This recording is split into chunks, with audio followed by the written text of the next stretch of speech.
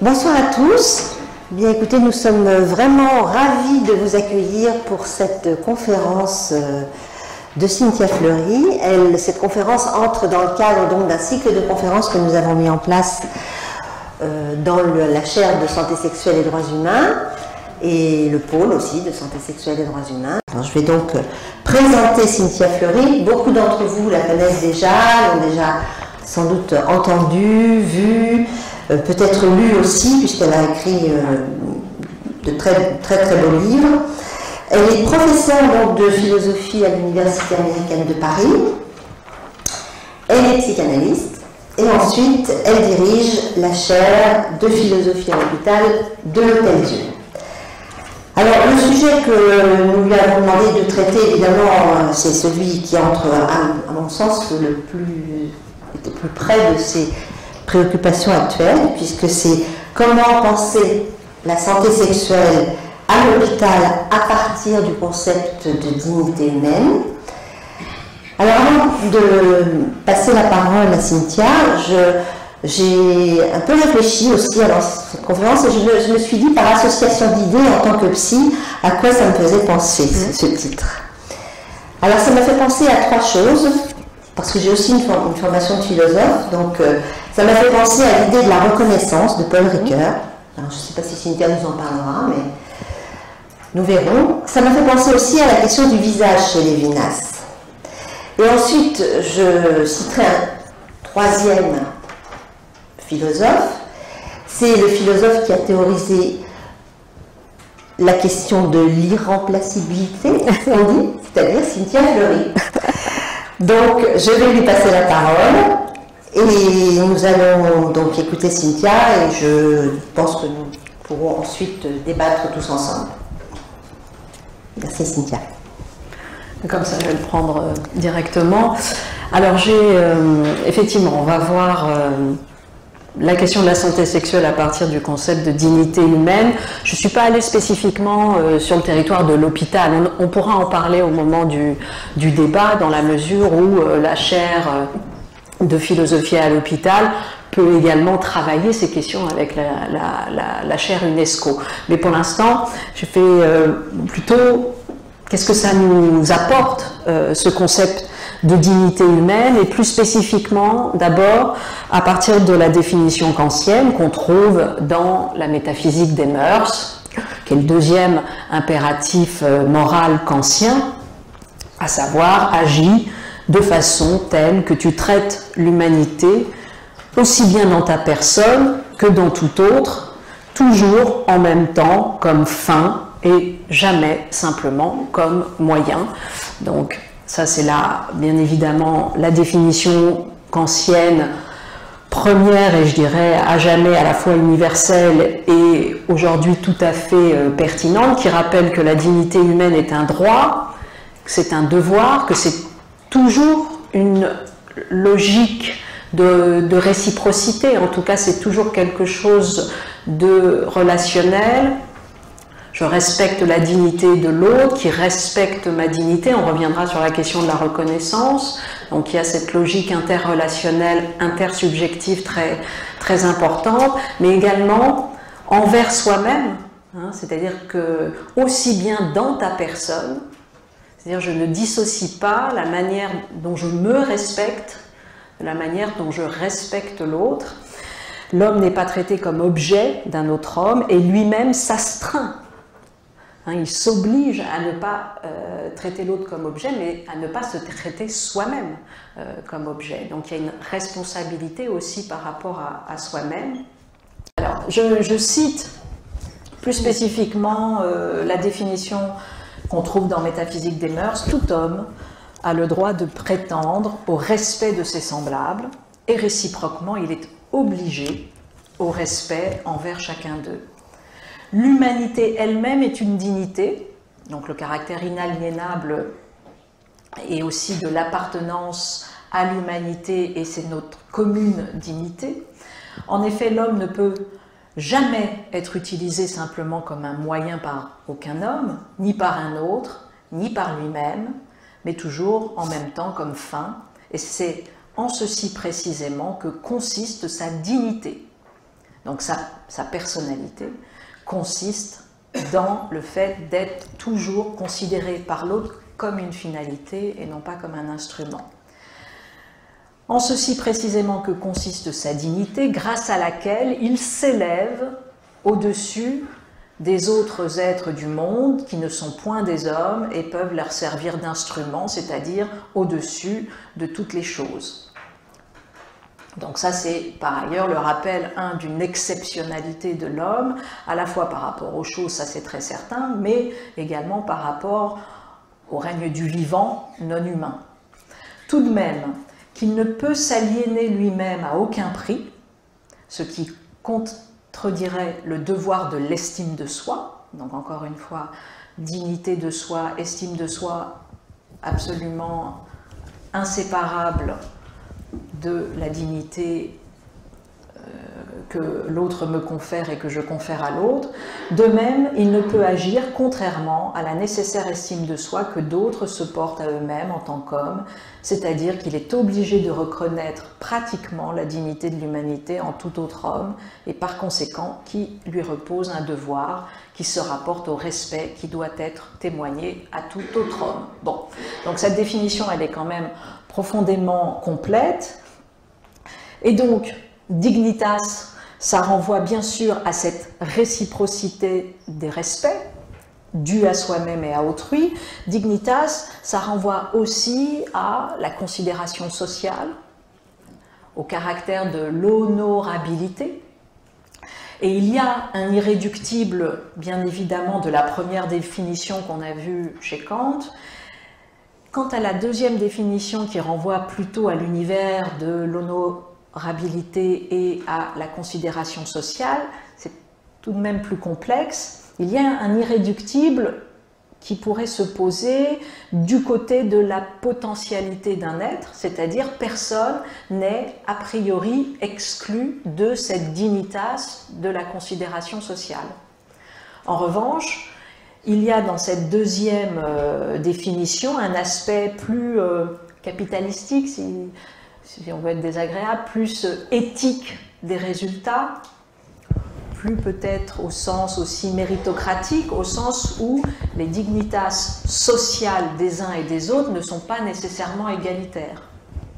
En revanche, elles doivent s'inscrire dans un système où, comme pouvait dire Durkheim, les inégalités sont ressenties comme justes et donc relatives à une certaine forme de méritocratie. Donc on voit très bien que si on considère la dignité dans son caractère inaliénable, dignité humaine, appartenance à la catégorie dite d'humanité, là il y a totalement un irréductible. Si on renvoie la dignité sur quelque chose qui est plus de l'ordre de la considération sociale, chacun d'emblée ne peut pas être exclu, bien évidemment, d'être considéré socialement, mais en même temps il y a quelque chose qui renvoie à éventuellement une différenciation au niveau de... il n'y a pas d'égalitarisme dans ces formes de dignité sociale. Alors laissons de côté le deuxième sens, même si on l'évoquera, alors pas nécessairement avec Ricoeur sur la question de reconnaissance, bien qu'elle soit centrale chez Ricoeur, mais j'ai plutôt choisi Axel Honneth, parce qu'il a véritablement articulé les concepts de reconnaissance et de dignité, et il s'est interrogé sur la part sociale de cette reconnaissance qui est essentielle au développement de l'individu.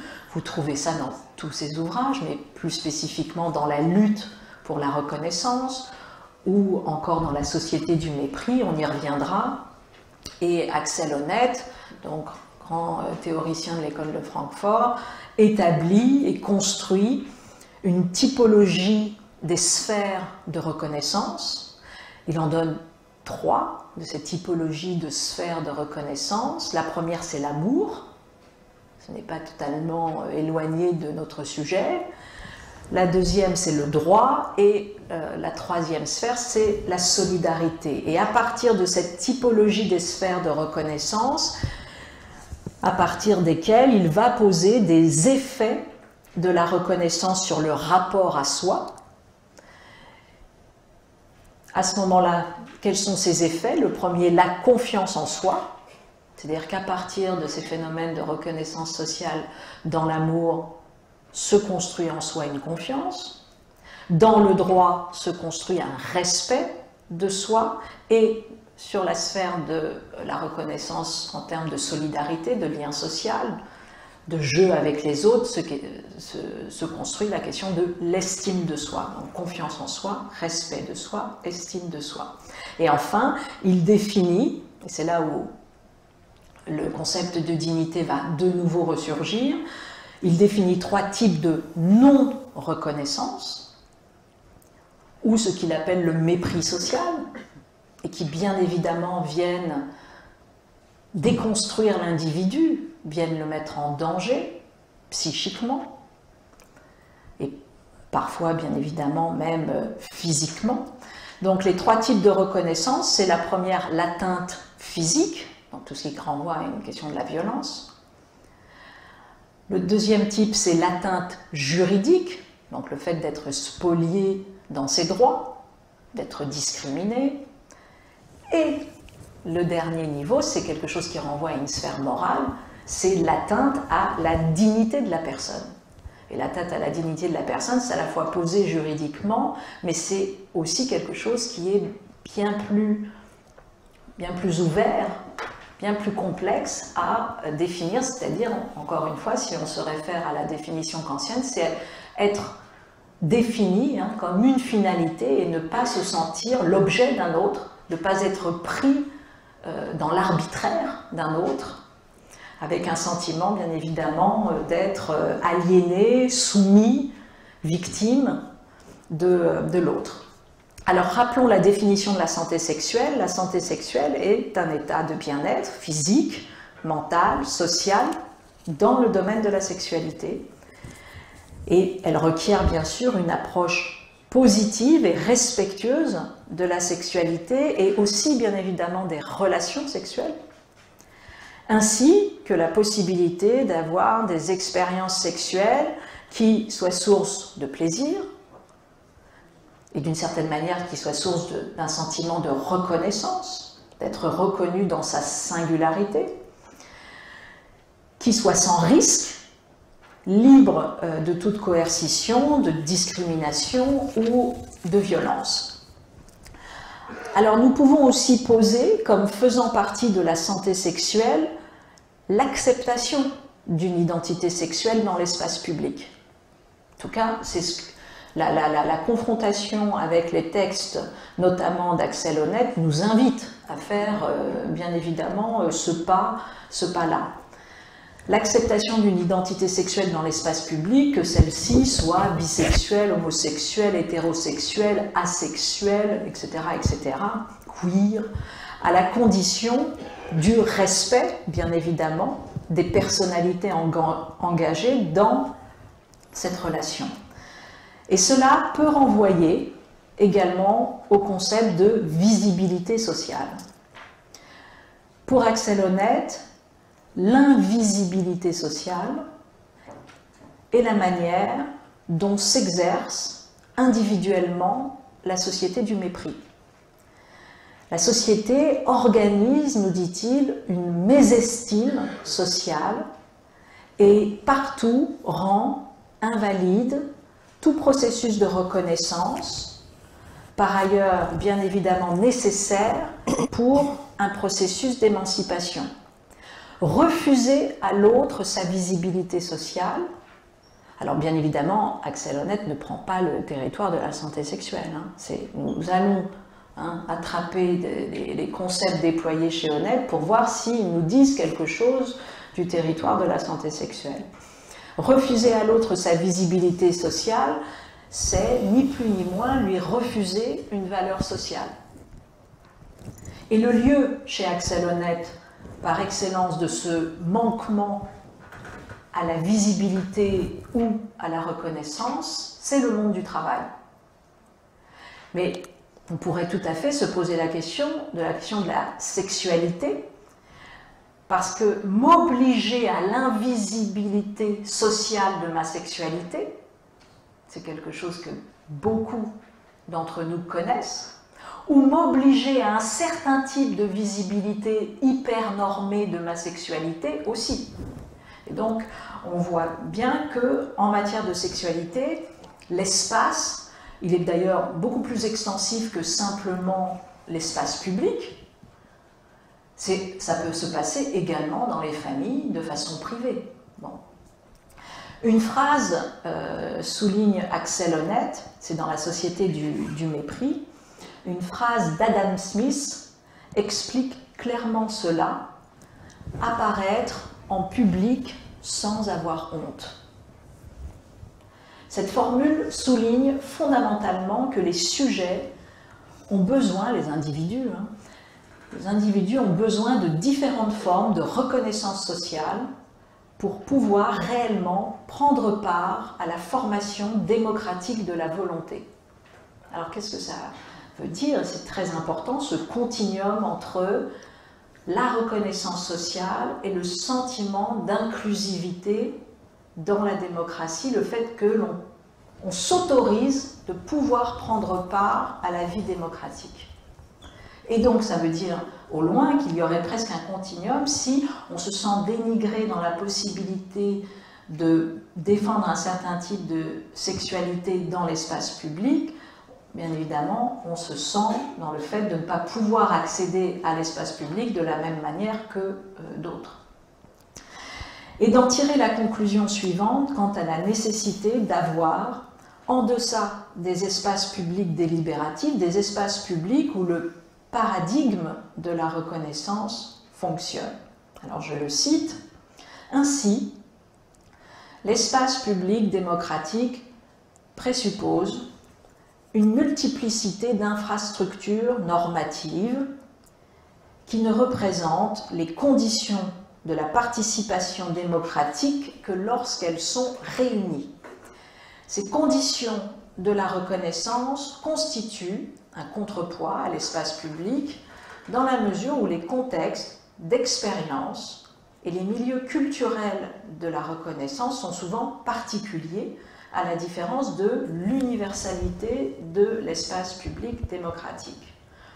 On devrait donc dire que le pendant du concept d'espace public démocratique est le concept de rapports sociaux d'interaction dans lesquels les sujets acquièrent et expérimentent chaque forme de reconnaissance nécessaire pour apparaître au public sans avoir honte.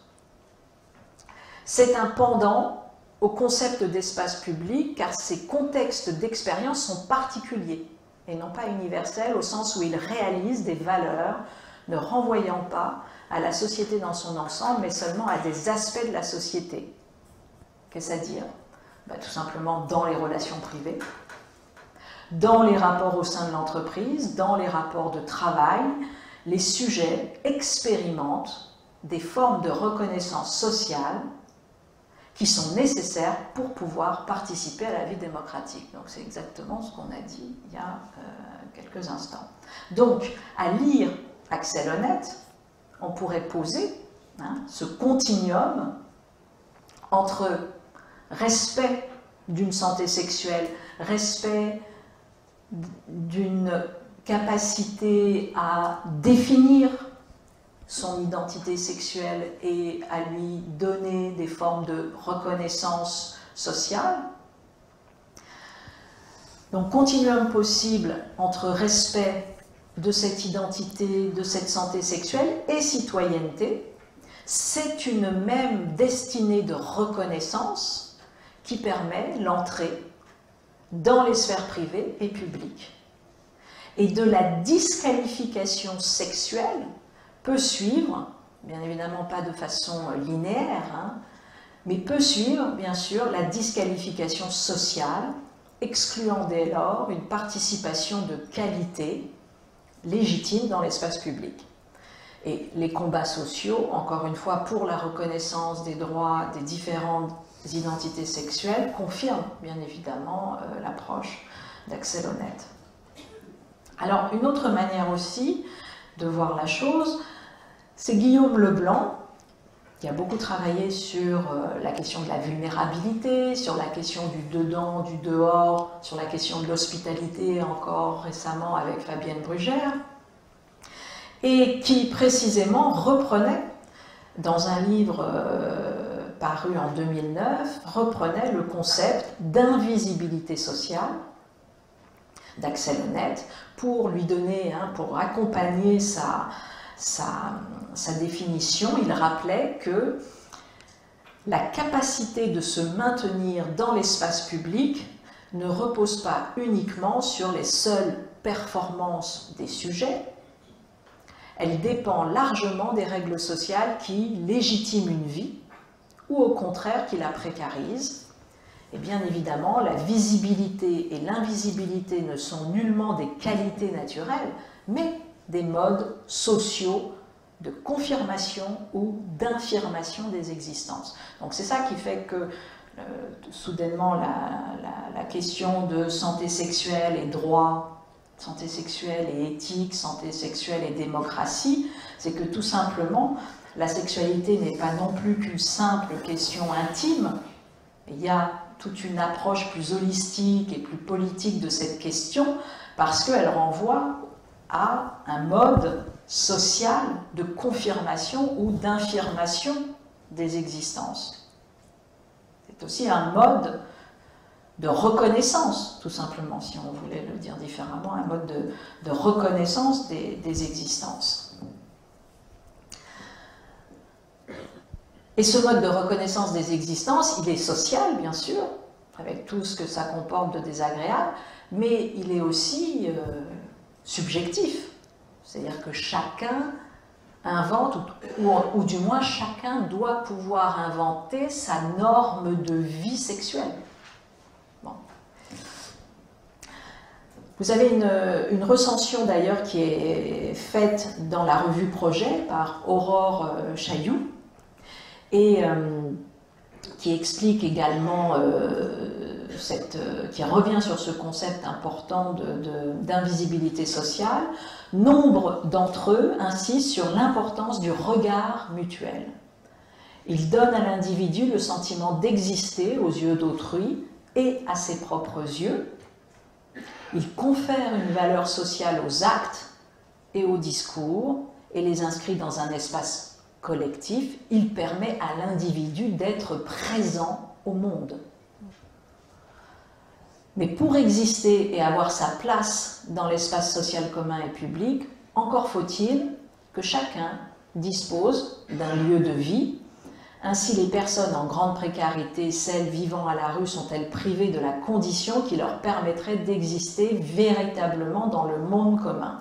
Alors pourquoi je prends cet exemple qui a l'air de parler exclusivement de la précarité en disant en fait que là, on tourne le concept d'invisibilité sociale, c'est-à-dire que chacun, pour être heureux ou pour en tout cas se sentir digne dans l'espace public, doit pouvoir se retirer dans l'espace privé. C'est ça qui est dit là, c'est-à-dire que, et c'est d'ailleurs la vérité de la séparation des sphères publiques et des sphères privées dans la démocratie. C'est-à-dire que les personnes en grande précarité, celles vivant à la rue, sont-elles privées de la condition qui leur permettrait d'exister véritablement dans le monde commun? Parce que pour pouvoir se manifester publiquement et retenir l'attention des autres, il faut pouvoir se soustraire à l'apparition en public. Donc préserver une part d'invisible est l'une des conditions de la visibilité. Donc une dialectique très forte entre privé et public, entre visibilité et invisibilité, et des deux côtés, il faut que la visibilité et l'invisibilité, dans les deux cas, ne soient pas honteuses. Mais pourquoi je dis ça? Parce qu'on peut quand même poser que la première maison de l'homme, reste son corps et l'appropriation de son corps. Et donc, d'avoir un sentiment par rapport à son propre corps d'être un abri est bien évidemment un point important. Sachant que c'est très important parce qu'on sait très bien que dans la santé sexuelle, il y a ce point important comme dans la santé tout court, mais je dirais que dans la santé sexuelle c'est encore plus fort, c'est qu'il y a le fait que ce qui est le plus intime en moi ne me met pas en danger, ou ce qu'il y a de plus intime en moi non seulement ne me met pas en danger, par toute une série de maladies infectieuses, etc., mais ne met pas en danger l'autre, et l'autre, au moment où il se présente à moi dans la relation la plus intime, et donc d'une certaine manière la plus vulnérable, lui-même ne me met pas en danger. Et c'est tout ce que la clinique du sida a très très bien montré, la déstabilisation profonde de la clinique du sida, c'est que précisément Eros et Thanatos se situent au même endroit. Et que ce qui est interdit tout d'un coup, ce n'est pas simplement de ne pas... la peur, c'est pas simplement ne pas faire de mal à l'autre, ou ne pas se faire de mal à soi-même. Non, ça c'est d'abord c'est un premier souci, mais ce n'est pas que ce souci-là qui est compliqué dans les maladies infectieuses sexuelles. Ne pas faire de mal à l'autre au moment où précisément les deux sont les plus vulnérables et les moins protégés, au sens où, même s'ils sont protégés par des ustensiles, ils se déprotègent au sens où ils s'ouvrent, puisque c'est un acte sexuel d'ouverture, bon, bien sûr. Mais c'est aussi ne pas pouvoir faire du bien à l'autre, en tout cas selon un certain type de données. Et donc, ce n'est pas tout d'un coup ce qui se joue dans la sexualité mise en danger ou les relations sexuelles mises en danger, c'est ne pas pouvoir avoir un accès à un principe de reconnaissance par le corps de l'autre, de soi-même, parce que précisément, au moment où on voudrait pouvoir l'aimer, nous ne pouvons pas nécessairement valider le fait que nous le protégions. Bon. Sauf si, bien sûr, il est évident, mais je parle en termes symboliques et pas en termes techniques, puisque de fait, la technicité fait que, heureusement, nous pouvons le protéger. Mais symboliquement parlant, ce n'est pas aussi simple d'avoir aussi ce sentiment-là. Donc, là aussi, je vous renvoie à un article qui était paru dans la revue des sciences religieuses de Yaniv Courtel, qui expliquait également cette lutte pour la reconnaissance dans la philosophie sociale d'Axel Honneth, et qui revenait sur ces différentes figures du mépris, le genre le plus élémentaire qui soit, de l'abaissement personnel, recouvre toutes les formes de sévices ou d'atteinte à l'intégrité physique par lesquelles on retire à un être humain la possibilité de disposer librement de son corps. Se rendre maître du corps d'un autre contre sa volonté, c'est le soumettre à une humiliation qui détruit bien évidemment la relation pratique qu'il entretient avec lui-même. Bien évidemment, viol et torture sont nommément désignés, mais la particularité de telles atteintes ne réside pas dans la douleur physique, pas tant dans la douleur physique que dans le fait que cette douleur s'accompagne, bien évidemment, chez la victime, du sentiment d'être soumis, sans défense, à la volonté d'un autre sujet, au point de perdre la sensation de sa propre réalité. Alors, la confiance acquise par un sujet, grâce à l'expérience de l'amour, en sa capacité de coordonner son corps de façon autonome, peut être précisément altérée. C'est la question de la honte sociale, de la perte de confiance en soi et dans le monde, poursuit-il. Cela affecte la relation pratique de l'individu avec d'autres, et cela jusque dans sa dimension corporelle. Et là encore, voilà, on voit comment cette question d'une intégrité au sens d'une atteinte à la dignité morale et pas simplement d'une intégrité physique peut absolument empêcher l'homme d'accéder à un principe de reconnaissance et bien évidemment à un principe d'individuation. Alors, autre point important, ce qu'on appelle, on se rappelle également les mots sur cette question de la honte de Nietzsche dans Le Gai Savoir. Qui qualifies-tu de mauvais? Celui qui veut toujours faire honte. Qu'y a-t-il pour toi de plus humain? Épargner la honte à quelqu'un. Quel est le sceau de l'acquisition de la liberté? Ne plus avoir honte de soi-même. Et c'est intéressant parce que dans Mourir de dire, la honte, le livre de Cyrulnik, et bien évidemment,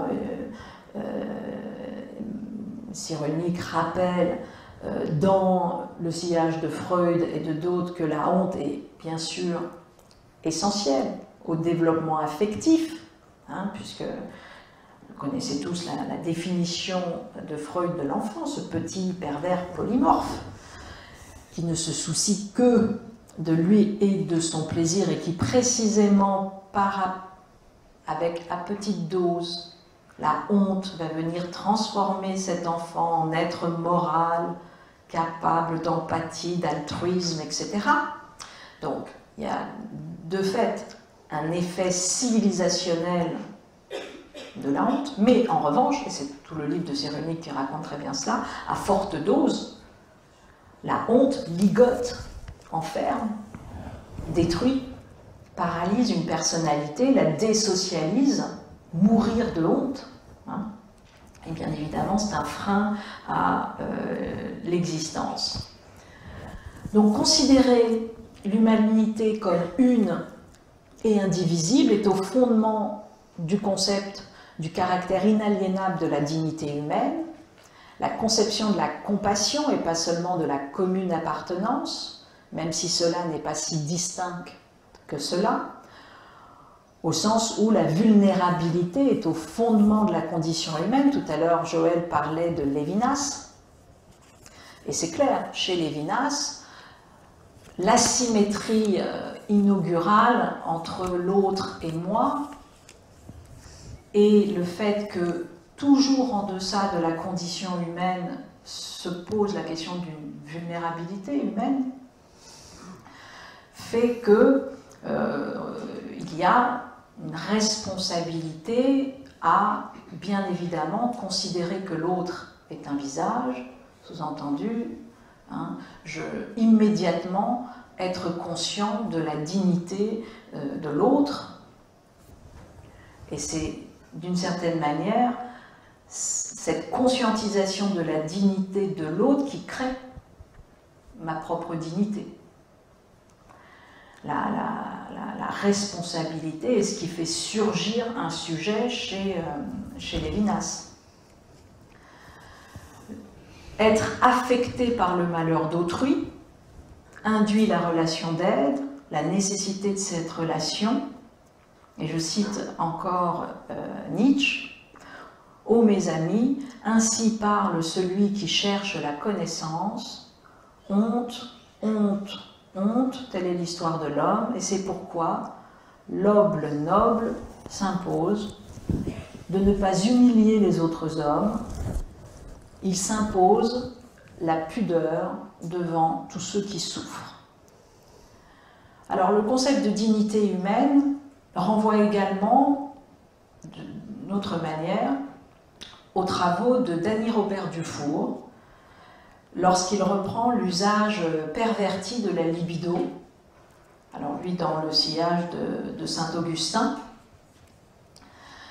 Chez Danny Robert Dufour, le pouvoir, ce serait ce qui nous permet d'éviter de contourner le principe de réalité. c'est-à-dire tout simplement d'assumer une jouissance, un principe de plaisir, et en fait le pouvoir n'est jamais qu'un abus de pouvoir. Le pouvoir comme absence de limite, comme absence de contrainte. Le pouvoir pervers dit la vérité du pouvoir. Et alors, pourquoi en parler? Parce que précisément, ça a quelque chose à voir avec la première définition de Kant, c'est-à-dire toujours considérer l'autre comme un instrument. C'est presque la loi morale, amorale de notre monde. C'est là des définitions, et c'est ce qu'on voit aussi quand Axel Honneth parle de mépris social, de contraindre l'autre à l'invisibilité sociale ou à la reconnaissance falsifiée. Là, Danny Robert Dufour dit la chose un peu différemment, c'est dans son livre notamment sur la cité perverse. Et la manière dont il va métaphoriser cette cité, c'est précisément de l'inscrire dans l'ordre sadien, de Sade. Et on sait à quel point le mot d'ordre chez Sade, c'est jouis jusqu'aux dépens de l'autre. De tout temps, la civilisation a su rappeler les maux dont la société et l'homme devaient se prémunir, et saint Augustin évoquait 3 libidos, ou, disait-il, concupiscence. La libido setiendi, qui découle de la passion des sens et de la chair, la libido dominandi, qui procède de la passion de posséder toujours plus et de dominer, et la libido siendi, qui touche à la passion de voir et de savoir. Et donc, voilà, et Danny Robert Dufour considère que nous avons aujourd'hui un fonctionnement pornographique qui a atteint l'état, on parle même de pornocratie.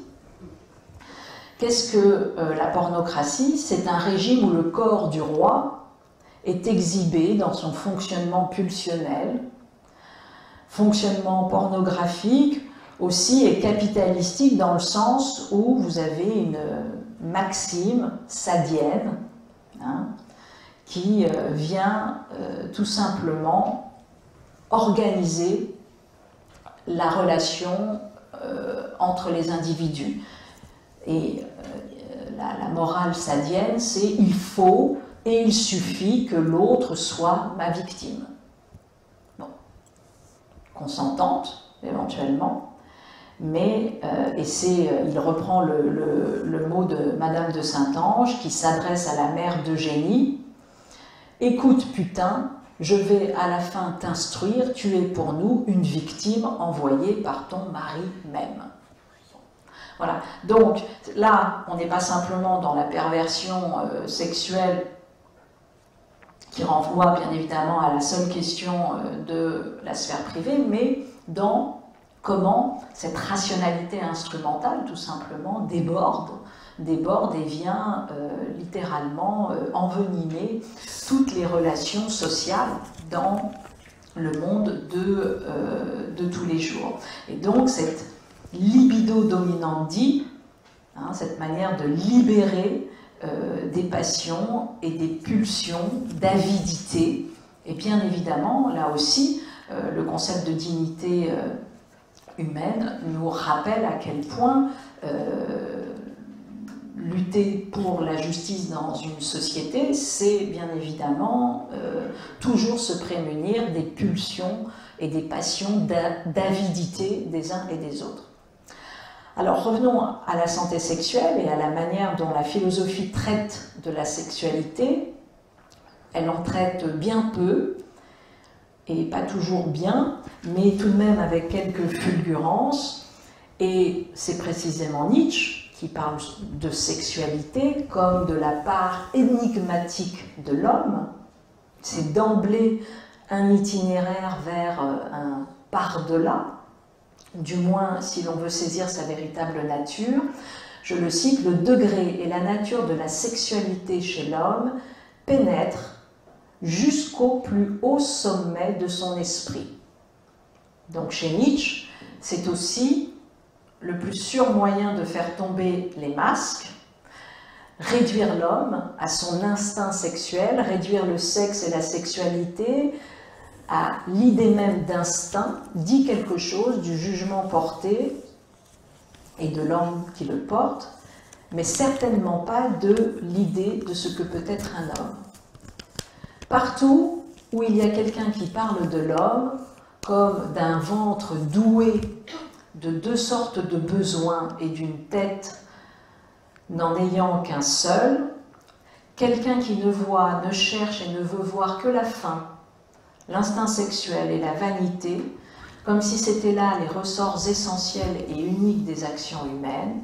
Bref, partout où l'on parle mal de l'homme, dit Nietzsche, et cela sans vouloir être méchant, l'amateur de la connaissance doit écouter attentivement et avec soin.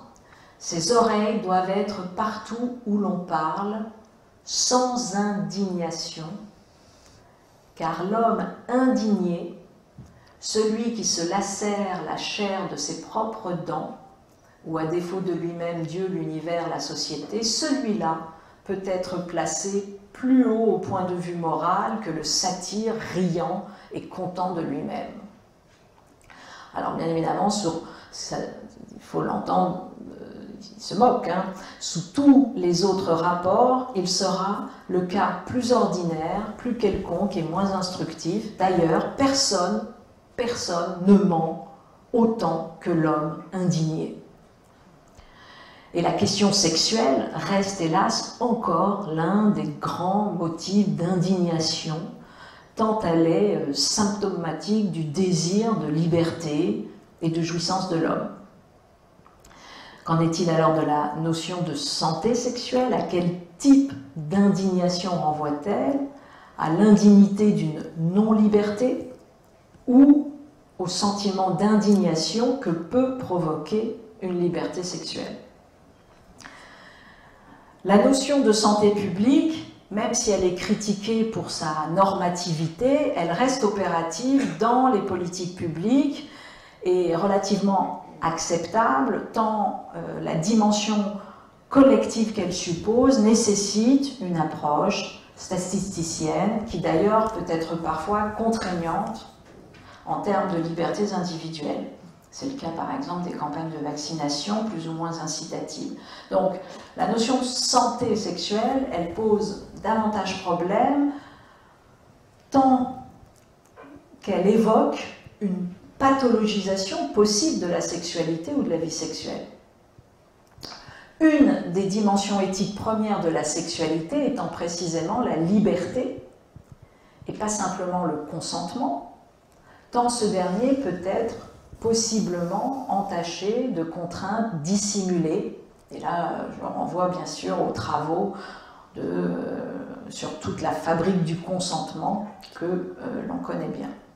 La définition de l'OMS, elle va dépathologiser la notion dans la mesure où elle l'existentialise. La santé sexuelle n'y est pas définie simplement en termes d'absence de maladie ou de sécurité sanitaire. Elle est directement liée au plaisir, au désir, à l'absence de discrimination ou de violence, au libre choix de la procréation. Et elle suppose que l'identité sexuelle, ce qu'on disait tout à l'heure, le rôle sexuel, le sexe biologique sont à différencier et s'agencent librement. Pourquoi préserver les conditions éthiques de la protection de la santé sexuelle pour tous est-il souhaitable? Pourquoi faire de cette question, au final, apparemment strictement intime, le fait collectif? Précisément parce qu'il s'agit de créer les conditions politiques d'une émergence libre, intime.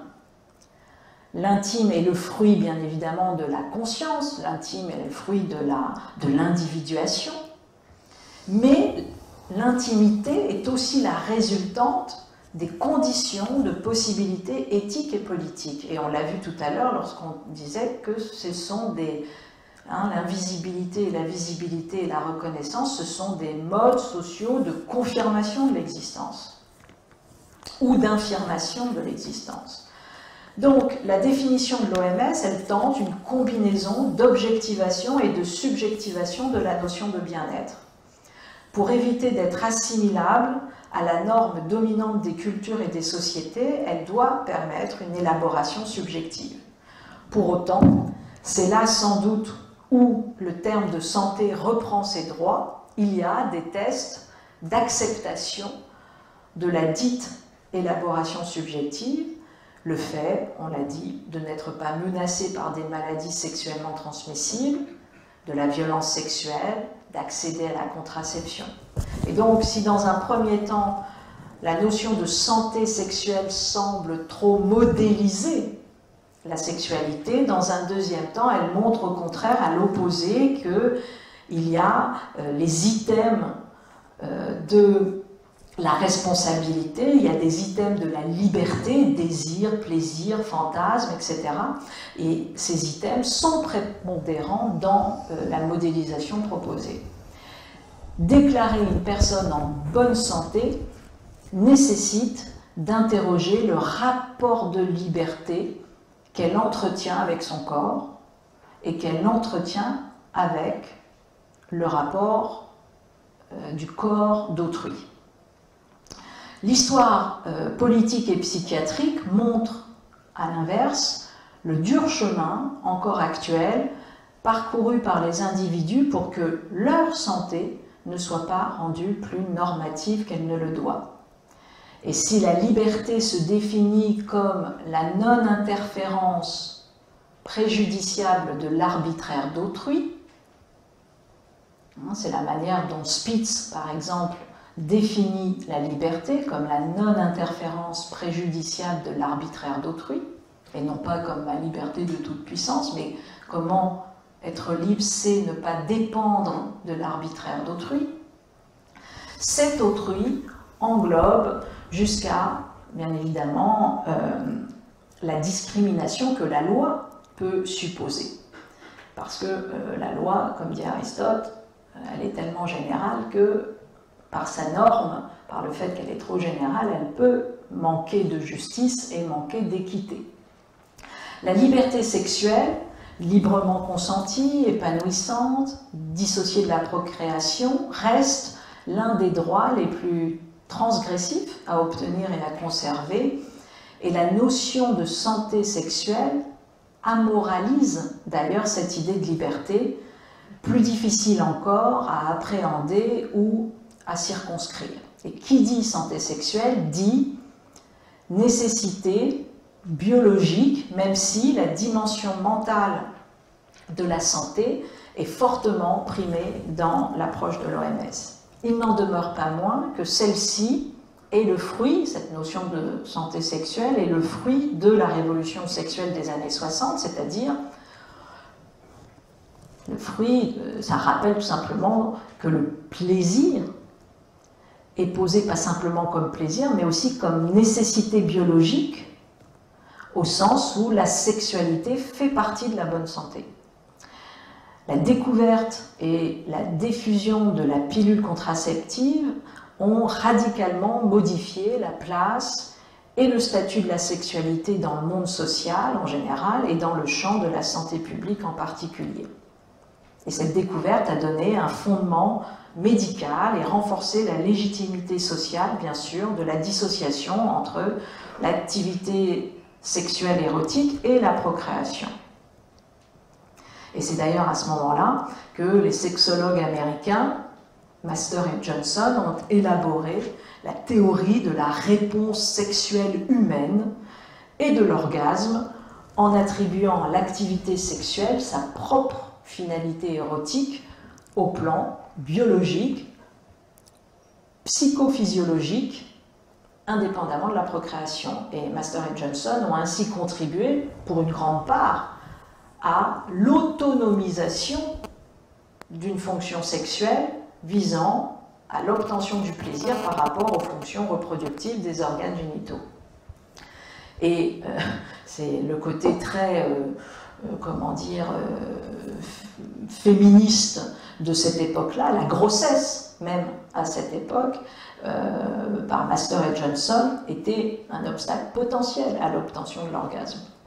Donc, l'association entre la mise au point d'une contraception efficace permettant la régulation des naissances et la découverte de l'orgasme ont constitué la révolution sexuelle en faisant apparaître le plaisir comme la finalité nouvelle et légitime de l'activité sexuelle, puisqu'inscrite aussi dans l'ordre biologique.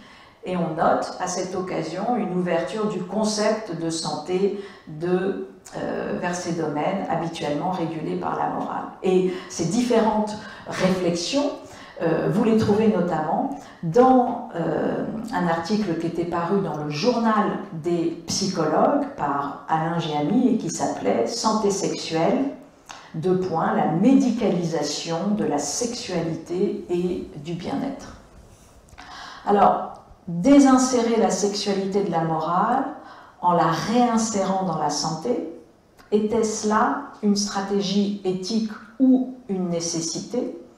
On l'a dit, la santé, c'est être tout aussi normative que la morale, même si elle préfère les attributs scientifiques aux croyances.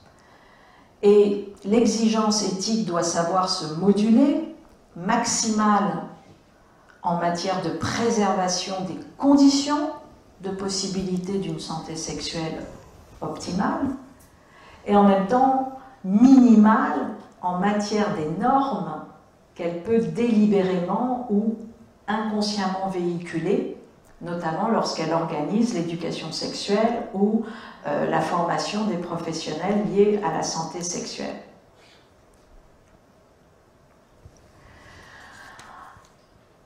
Alors, dernier point, avant notre débat. Dans les années 2000, donc, l'OMS réactualise la définition de la santé sexuelle et la santé sexuelle, la sexualité y est alors définie de manière plus créatrice, plus subjective encore, dans la mesure où elle est un libre exercice. Je cite, libre exercice. Pour autant, la santé n'a pas la dimension créatrice du sujet qui peut, par exemple, concevoir la sexualité comme une sexualité. Certes, il est nécessaire de poser des différences de principe entre une capacité et une fonctionnalité.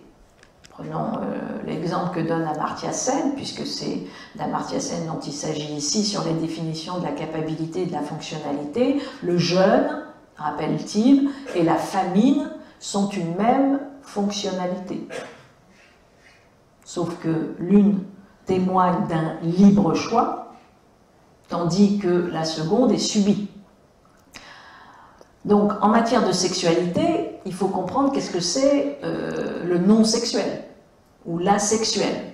C'est vrai que l'asexualité peut être un choix du domaine du jeûne, comme ça peut être un sentiment de subir quelque chose. Donc, en matière de sexualité, un comportement jugé non sexuel peut être le résultat d'un désir assumé comme tel, ou à l'inverse d'une situation d'empêchement, et là, bien évidemment, la capacité et la fonctionnalité disent toute la différence. L'approche de l'OMS a ainsi ouvert la voie aux assistants sexuels pour les personnes en situation de handicap, provoquant dès lors un nouveau débat éthique sur la marchandisation de services sexuels. En lisant la définition de l'OMS, à l'aune des théories de Sen, il apparaît qu'il existe des facteurs socio-économiques et culturels qui consolident la situation d'inégalité dans laquelle les personnes dépendantes sont plongées par un fait individuel et biologique. L'assistance sexuelle semble donc contribuer à produire des normes sexuelles alternatives. Un service sexuel payant peut-il être considéré comme une activité humaniste se pratiquant avec cœur? C'était ce qui était dit par l'OMS. La sexualité peut-elle être perçue comme favorisant la santé lorsqu'elle est dissociée de sentiments amoureux, en revendiquant un rôle social, une utilité publique, en militant pour sa reconnaissance, l'assistance sexuelle interroge, nous dit Lucie Nayac, qui avait écrit dans la revue Ethnologie française un article pour la promotion de la santé sexuelle et plus spécifiquement avec une étude de cas sur l'assistance sexuelle en Suisse, et qui allait même jusqu'à dire que l'assistance sexuelle interrogeait le processus de civilisation en mettant la sexualité sur la scène publique et en la déprivatisant.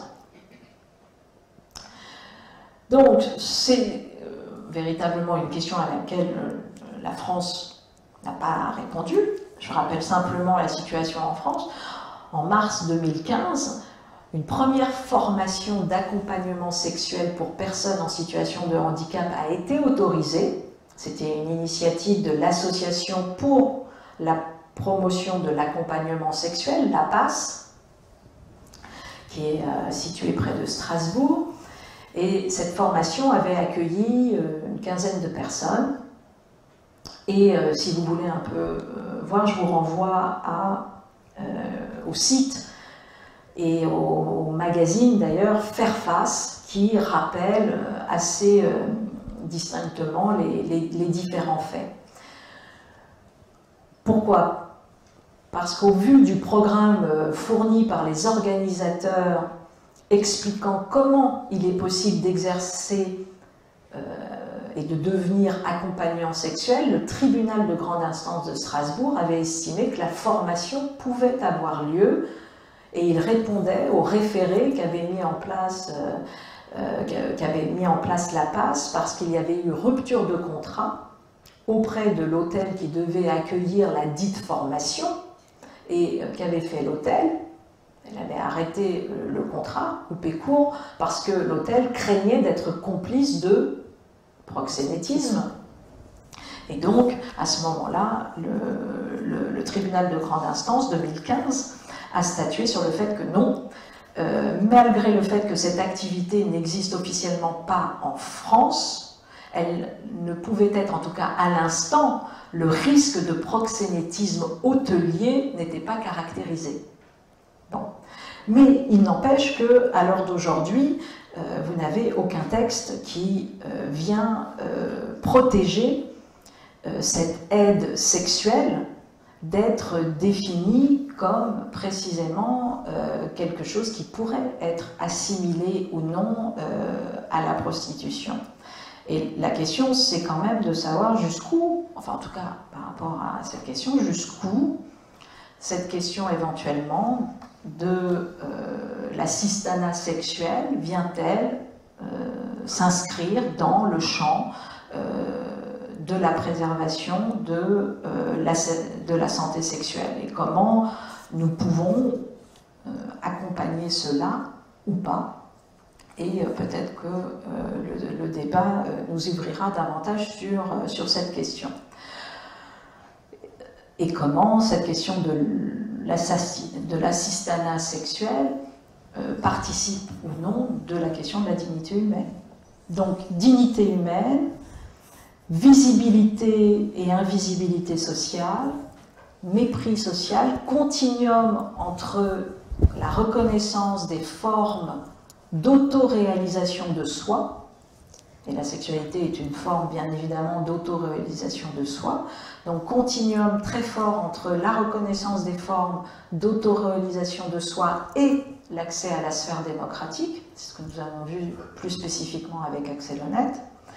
Et donc nous avons vu un tout petit tour là des différentes notions pour manier autrement, en tout cas interroger la notion de santé sexuelle en s'éloignant au maximum d'une normativité supposée de telle ou telle santé sexuelle, au sens où chacun a à inventer, comme dirait Canguilhem, sa norme de vie, et notamment sa norme de vie sexuelle. Voilà, je vous remercie.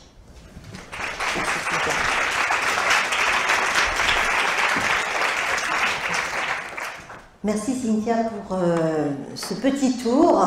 C'est bien humble parce que pour moi c'était plutôt un grand tour. Moi j'aurais une première question, Cynthia, avant de lancer le débat. C'est la question de l'hôpital. C'était quand même dans le titre aussi de cette conférence. Donc, et la chaire de philosophie est aussi la chaire de philosophie à l'hôpital.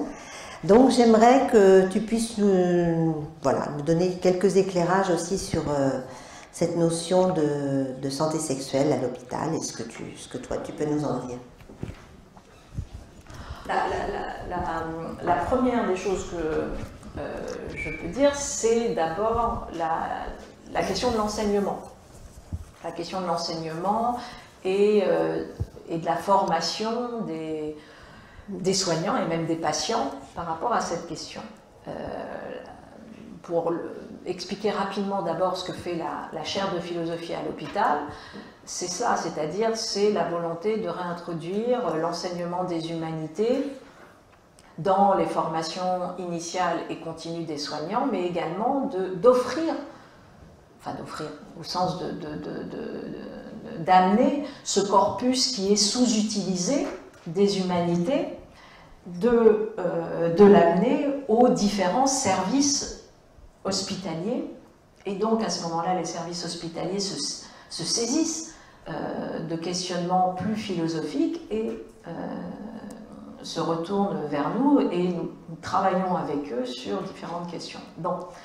Et la chaire de philosophie à l'hôpital est, encore une fois, ouverte à tous. Donc, sur la question de, tiens, comment nous pouvons utiliser ce lieu qui s'appelle l'hôpital, qui est un lieu, qui est un bien commun, qui est un lieu d'hospitalité, en tout cas sur le papier, d'hospitalité de la vulnérabilité, et qui, par ailleurs, notamment par la question des urgences, fait presque office de boussole, parce que vous allez à l'hôpital parce que souvent vous ne savez pas où aller. Bon. Et donc, d'utiliser l'hôpital comme premier outil d'orientation, et d'orientation non seulement vers un parcours de soins, mais aussi vers la prise en considération de territoires nouveaux de la santé, et à l'intérieur de ces territoires nouveaux de la santé, qui sont vieux comme le monde bien sûr, mais qui de fait n'ont été que théorisés et politisés que tardivement, hein, c'est vraiment l'après-guerre et même au-delà. Là, je pense que c'est important parce que d'abord c'est une des institutions les plus ouvertes, et puis voilà, faire un pas et amener le concept et l'idée de santé sexuelle dans cette institution qui est bien évidemment d'une grande légitimité, mais qui n'apparaît pas nécessairement comme la plus révolutionnaire, c'est un point essentiel parce que c'est tout simplement rappeler le caractère qui n'est pas celui d'un supplément d'âme, si vous voulez, de la santé sexuelle, mais que la santé sexuelle est indissociable de la santé tout court, et donc de lui donner tout simplement sa place à l'intérieur d'un lieu qui se pose par son approche holistique de la santé. Voilà, ça me paraît déjà un point essentiel, et très sincèrement, je ne crois pas que ce soit le cas. Donc il y a une belle marge de progression par rapport à ça, tout simplement parce que l'hôpital est comme, et ça Foucault l'a très bien vu, les institutions, l'hôpital, l'école, l'entreprise aujourd'hui qui est quasiment une institution, mais enfin bref, on va dire les institutions qui sont les nôtres sont des institutions qui sont aussi inhibées et enfermés dans des visions très normées de ce qu'est un homme, de ce qu'est une femme, de ce qu'est la santé, de ce qu'elle n'est pas, de ce qu'est l'intimité, etc., etc. Donc là aussi, cette approche un peu, non pas révolutionnaire, mais tout simplement qui rappelle la complexité d'un être humain, et que dans cette complexité d'un être humain, il y a également la question de la santé sexuelle. Voilà, je dirais que c'est déjà ce premier travail, et en l'occurrence, pour ma part, la manière dont je peux accompagner cela, c'est par tout simplement les cursus d'enseignement et de recherche et de formation initiale et continue.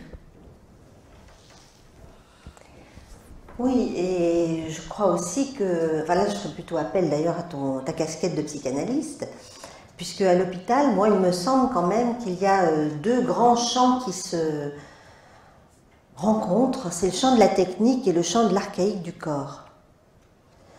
Et ce champ de la technique on parle de l'homme augmenté aujourd'hui, mais c'est vrai que lorsqu'on est dans un hôpital, on s'aperçoit que finalement, on est presque dans ce registre-là de l'homme augmenté.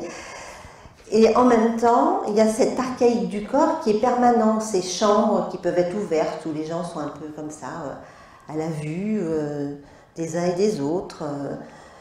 Voilà, c'est toute cette question qui aussi interroge notre sexualité, notre intimité. Alors là, c'est un point essentiel, effectivement, de l'hôpital, c'est le sentiment de chosification qui peut être ressenti par le sujet malade, et pas que d'ailleurs, par aussi les soignants qui sont confrontés à des phénomènes forts de réification et de déshumanisation. Mais classiquement, il suffit d'écouter les différents commentaires des patients, et notamment sur cette question du rapport intime. Oui, l'hôpital est encore trop dans des approches très archaïques, je ne sais même pas si c'est le bon terme, en tout cas qui peuvent être ressenties par certains patients comme indignes, et comme quelque chose qui vient brutaliser, dénier, dénigrer leur... je me souviens d'un terme de Goffman alors ça renvoie aux hôpitaux psychiatriques, mais c'est pas si loin de nous, de profanation de la personnalité. Et il dit, il y a profanation de la personnalité quand en gros on vous met avec une blouse avec les fesses à l'air, quoi. Là, il y a profanation de la personnalité. Et bon, alors on peut trouver que c'est anecdotique, et en même temps, voilà, on peut aussi considérer que, bien évidemment, tout en respectant l'efficace de la technique, l'efficace des protocoles, le caractère hygiéniste, etc. Enfin bref, tout ce qui fait qu'il y a une organisation d'efficacité de la santé et de l'acte thérapeutique. En même temps, c'est ce qu'on essaye de défendre à la chaire de philosophie à l'hôpital. Il s'avère que ce qui est soigné à l'hôpital, ce n'est pas une maladie, mais c'est un sujet malade, ce qui n'est pas tout à fait la même chose. Et à partir de ce moment-là, si ce qui est soigné, c'est un sujet malade, de fait, quantité d'autres choses viennent se greffer comme ça à la situation thérapeutique, et ne peuvent pas être niées, parce que si elles sont niées, c'est contre-productif pour l'acte thérapeutique lui-même. Et c'est un discours qui s'entend de plus en plus, mais qui n'est pas toujours simple pour les soignants, pas simplement pour des raisons idéologiques, etc., du style « mais mon Dieu, ça n'a aucun sens ». Non, il y a énormément de médecins qui sont totalement conscients de la nécessité de considérer le patient comme un sujet actif, agent, d'abord parce que demain le tournant en plus ambulatoire fait que le premier partenaire du soin c'est intégralement le patient, mais souvent parce que il considère que les moyens financiers et pas que, organisationnels, etc., ne leur sont pas nécessairement donnés assez pour préserver cette singularité du patient et eux-mêmes avoir le temps de pouvoir préserver une qualité interrelationnelle, et donc qui bien évidemment prendrait en compte de manière plus qualitative l'intimité, la singularité du patient. Oui, tu l'as très bien dit d'ailleurs en insistant sur la question du regard. Oui. On va peut-être passer à vos questions. Bonjour, je m'appelle David Simard, je suis de l'Université Paris-Créteil et où je fais une thèse de philosophie sur le concept de santé sexuelle justement et où j'enseigne aussi la bioéthique et l'éthique médicale à la faculté de médecine, côté donc de l'hôpital Henri Mondor. Vous avez dit, j'avais une question justement sur la question du moralisme ou de l'amoralisme ou de la tentative de ne pas être trop normative de la notion de santé sexuelle.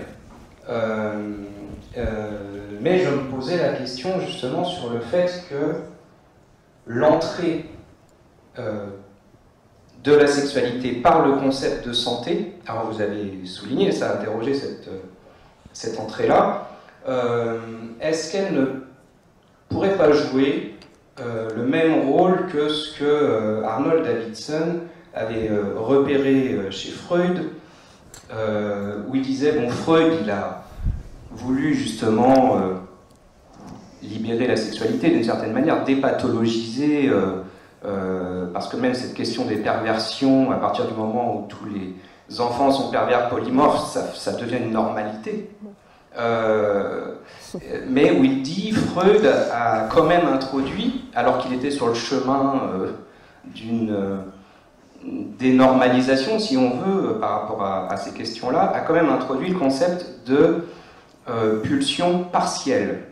Et que du coup, puisqu'il y a des pulsions partielles, ça veut dire pas abouties, fixées sur des objets délimités, et finalement, la bonne... Ah pardon, il y a 2 micros carrément. Bon, ok. Et finalement, il y a une norme que ça introduit, ce concept de pulsion partielle, qui est la norme de la génitalité, puisque finalement la sexualité aboutie serait la sexualité génitale. Est-ce que le concept de santé, dans santé sexuelle, ne jouerait pas le même rôle que les pulsions partielles, d'une certaine manière, ou que la génitalité...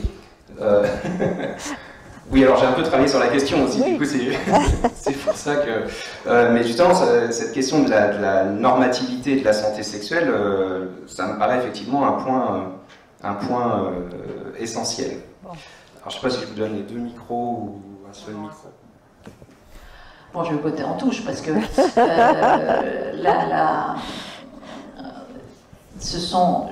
voilà, je pense que la question c'est jusqu'où on prend la main sur ce qui précisément relève du plus intime du sujet, et donc sur une détermination qui ne dit pas son nom là. Et ça, je trouve que c'est loin d'être simple. Et en même temps, c'est ce que j'ai essayé de dire à un moment donné, quand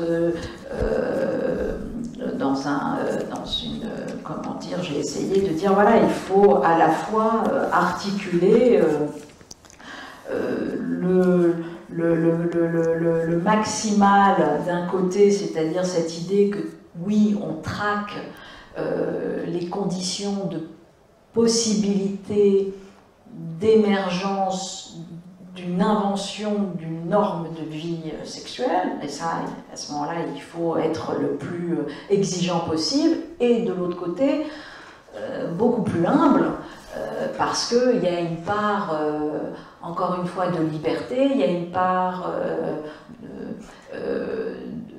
d'inconnu, de non défini.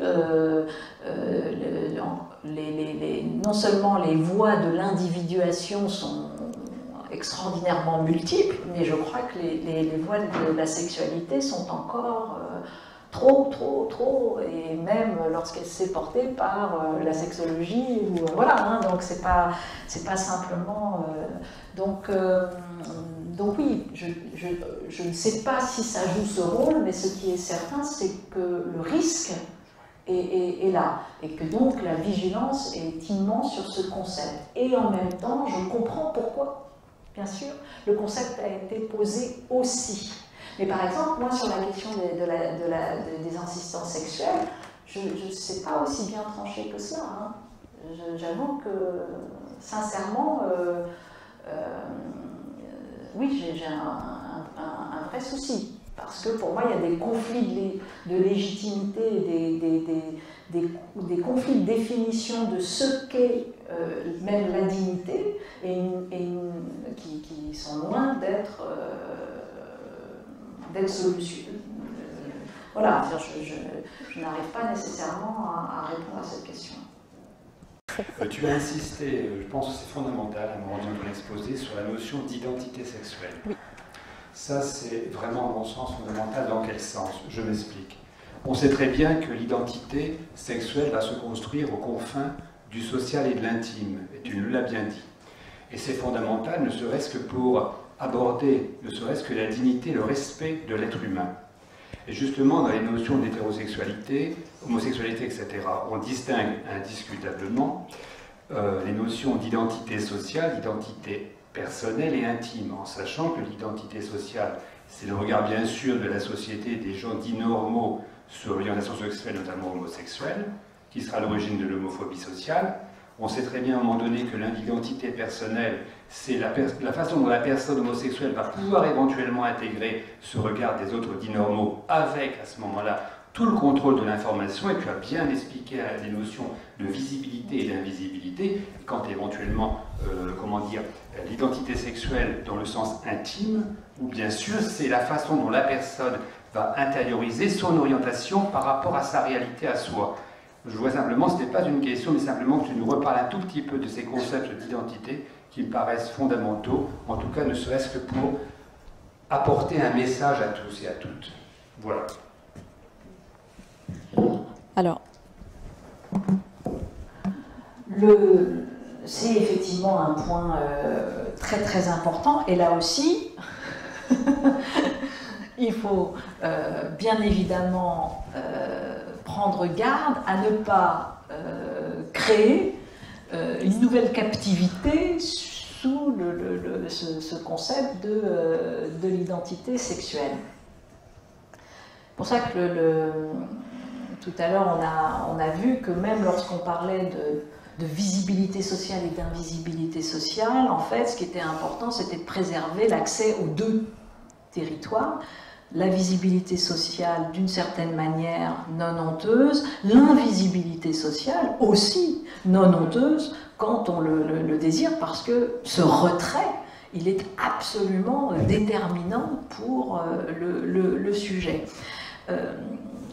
Donc c'est ça, et c'est là où tout de même le concept de santé sexuelle est intéressant. C'est d'abord qu'il manie, comme le concept de l'OMS, une approche holistique. Donc il articule bien évidemment,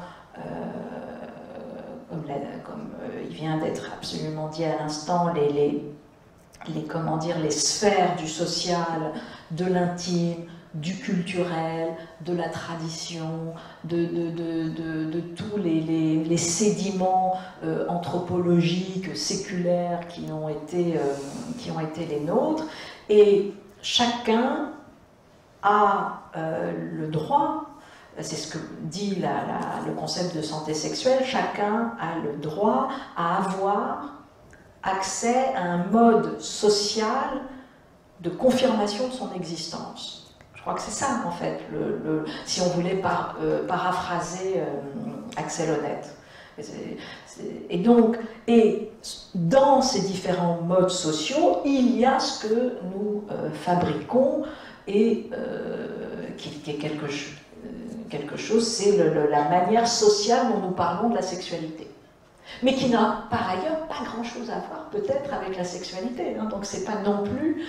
Mais c'est une des façons, et ce qui est certain, c'est que la manière dont nous parlons de la sexualité socialement ne peut pas prendre le risque de dénigrer ce qui serait la sexualité dans son intimité, dans sa création, dans sa différence, dans son inconnu, etc. C'est extrêmement subtil, parce que bien évidemment, à partir du moment où on reconnaît des catégories, de fait, on en exclut d'autres, et puis même catégoriser quelque chose est improbable, puisque bon, l'intégralité de toutes les sexualités nous traversent, ne serait-ce que de façon fantasmatique, et viennent reconfigurer sans cesse nos sexualités, etc. etc. Bon, donc on sait tout ça. On sait tout ça, mais en même temps, voilà, que la société s'oblige par ses institutions et par ses différents canaux d'enseignement, de formation, de recherche, à essayer de ne pas ligoter l'individu et la sexualité de l'individu. Voilà, c'est ça le pas. Et bien évidemment, ce sont aussi toutes les... Et je pense qu'ici, vous aurez un spécialiste des gender studies, parce que c'est aussi, les gender studies sont au cœur de cette différenciation entre le genre, le sexe, la définition sociale du sexe, les rapports sociaux de pouvoir engendrés par les définitions que l'on va donner à telle ou telle sexualité, etc. etc. Dans la définition de l'OMS, pour atteindre ce bien-être dans la santé sexuelle, il y a 3 objectifs, qui est premièrement l'autonomie, deuxièmement la sécurité et troisièmement la satisfaction liée à la sexualité. C'est écrit comme tel et on le retrouve dans ton exposé à différents niveaux. On a bien entendu que l'identité est entre l'intime et le social, en tout cas visibilité, invisibilité. Une nouvelle stratégie de santé sexuelle va sortir dans quelques jours, annoncée par la ministre, qui reprend en grande partie la philosophie qui vient d'être expliquée ici. N'empêche qu'il reste des zones, je dirais, qui ne sont pas encore très éclairées, qui est par exemple l'éducation à la sexualité. Et donc, je pense que c'est pas mal de terminer là-dessus, sur comment améliorer, tout en respectant l'individu et permettant une meilleure visibilité de son identité sexuelle, de son genre, comment s'y prendre et comment faire réellement une révolution sur le long terme de l'éducation à la sexualité, tant au niveau parental, donc dans l'intime et la famille, dans le respect des cultures, et au niveau institutionnel, qui est le rôle de l'école en complémentaire, puisque dans cette stratégie, il est dit qu'on commencera à l'école maternelle, et il est dit aussi dans cette stratégie que les parents auront à avoir un accompagnement dans cette parentalité par rapport à l'éducation à la sexualité. Donc ma question, mon final, est qu'est-ce qu'il faut faire attention? Les points de vigilance vont porter sur quoi? Donc il va falloir formaliser un tout petit peu plus ce qui est écrit sous une forme d'une stratégie assez floue dans ce domaine-là.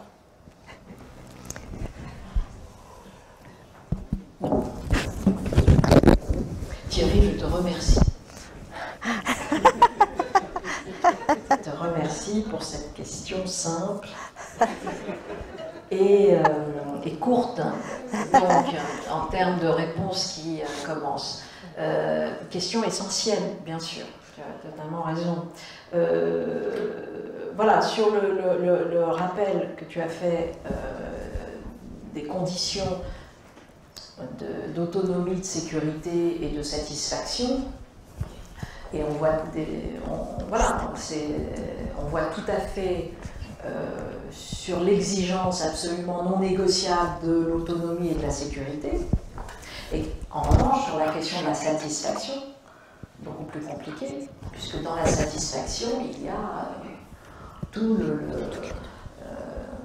bon, voilà, toute la dimension d'un être et qui fait aussi partie sa part de mélancolie, son mystère, sa difficulté d'accès à, les définitions multiples du bonheur et de la satisfaction des uns et des autres, surtout refuser le caractère normatif de cette satisfaction. Et donc là, on voit très bien que voilà, c'est injuste, le bonheur est une idée neuve en Europe, et le fait que la Révolution française et la Révolution américaine ont considéré que le bonheur était un item de la politique, et en même temps, bien évidemment, halte là quand l'État se soucie trop de notre bonheur. Donc quand la santé se soucie trop de notre bonheur, c'est un danger absolu.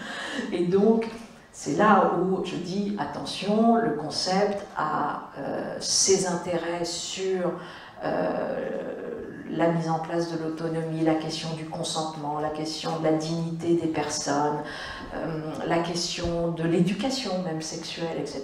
Mais en même temps, halte là sur les questions, je crois, de normalisation dangereuse sur ce qu'est la satisfaction, ce qu'est le juste orgasme, et puis derrière, la folie de la performance, des attentes, etc. Enfin, on connaît très bien, tu les reçois tous les jours dans ton cabinet. Bon, et qui arrivent dans un état de dépression absolue parce que, alors que normalement, ils ont inventé leur sexualité, mais pas du tout, ils n'inventent rien, ils sont sous le diktat, et bien évidemment, ils disparaissent sous le diktat d'une jouissance qui doit être celle-ci et pas telle autre, et ça fait un désastre absolu. Donc voilà, je crois qu'on doit être les premiers à déjà redire ça. Sur l'éducation à la sexualité, c'est extraordinairement compliqué. L'éducation à la relation, tout simplement, déjà, je dirais dans l'ordre. Cette éducation à la relation, cette éducation à l'empathie, cette éducation au respect, elle est constitutive de la juste éducation à la sexualité. Et la sexualité est quelque chose qui renvoie ensuite à une affinité élective, à quelque chose qui est ni un plus, ni un moins, ni etc., mais qui est un ailleurs. Et cet ailleurs, il est celui qui est défini par deux êtres dans leur volonté, leur créativité, leur étrangeté, etc.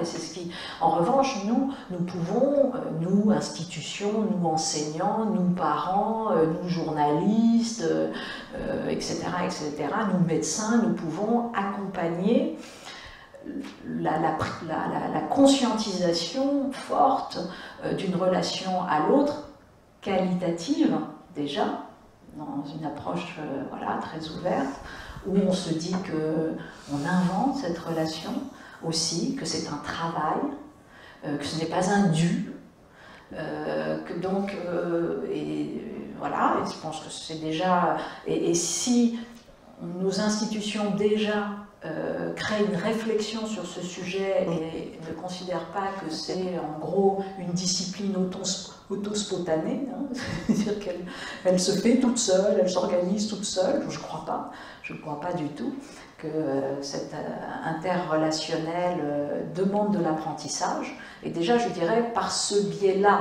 Ensuite il y a de suivre la définition.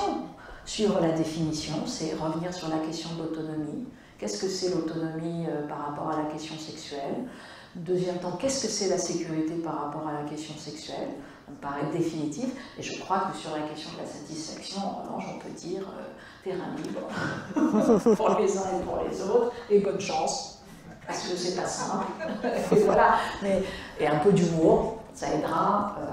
Voilà. Bon. Mais voilà, je crois qu'il faut montrer la dynamique et la progressivité de la définition pour précisément échapper au risque de sa normalisation. Merci Cynthia, merci. Vraiment, tu nous as... C'est bien plus que de la satisfaction, tu nous as régalé. Alors, je vais passer la parole à Manon Borel, donc, qui est directrice de la Fondation Paris Diderot. Bonjour. Bravo. Non, ah bon, d'accord. Je vous donne les deux micros, c'est pas rien. Bonsoir, c'est toujours très agréable de passer après les esprits brillants. Il y a toujours un petit moment de solitude. Je m'appelle Manon Borel et je m'occupe des partenariats à la Fondation Paris Diderot. Alors, qu'est-ce que la Fondation Paris Diderot? Elle a été créée par son université en 2011 et elle a deux missions principales, d'accompagner son université dans son travail d'enseignement et de recherche, et puis de jouer le rôle de courroie de transmission entre le monde socio-économique et celui de l'enseignement supérieur et de la recherche. Elle a également une vision, celle d'être la plateforme de solidarité et de développement de sa communauté Paris Diderot. Et puis enfin des valeurs, évidemment, celle des Lumières de Diderot, celle de l'humanisme, égalité femmes-hommes. Et donc vous voyez tout naturellement le lien qui se fait. La fondation appartient à la grande famille de la philanthropie, du grec philanthropos, donc l'ami de l'homme. Donc vous voyez pourquoi nous avons commencé à travailler ensemble avec Thierry Troussier. Et voilà. Je suis très heureuse et très fière qu'il ait accepté de créer une unité pluridisciplinaire de santé sexuelle et de sexologie et de droits humains au sein de la Fondation Paris Diderot. Vous allez me dire, qu'est-ce que ça change pour lui? Qu'est-ce que ça change pour la chaire UNESCO Paris Diderot, première chaire en Europe créée sur ces sujets? Eh bien, une petite chose, c'est que les sujets portés ici sont maintenant reconnus d'intérêt général. C'est quand même agréable. La deuxième chose, évidemment, c'est que c'est un projet très audacieux. La qualité de ce cycle de conférences et de l'ensemble des actions menées vous le démontre à chaque fois. Et quand on est audacieux, on a besoin de deux choses. On a besoin de soutien et on a besoin de financement. Alors, faites-le comme vous voulez, en relayant ces conférences, en sensibilisant autour de vous, en aimant et en likant la page Facebook. Faites-le en lui donnant de l'argent, parce que la Fondation vous permet de défiscaliser votre don, que vous soyez un individu ou une entreprise. Mais en tous les cas, be the change that you want to see in the world. Merci à vous et à bientôt.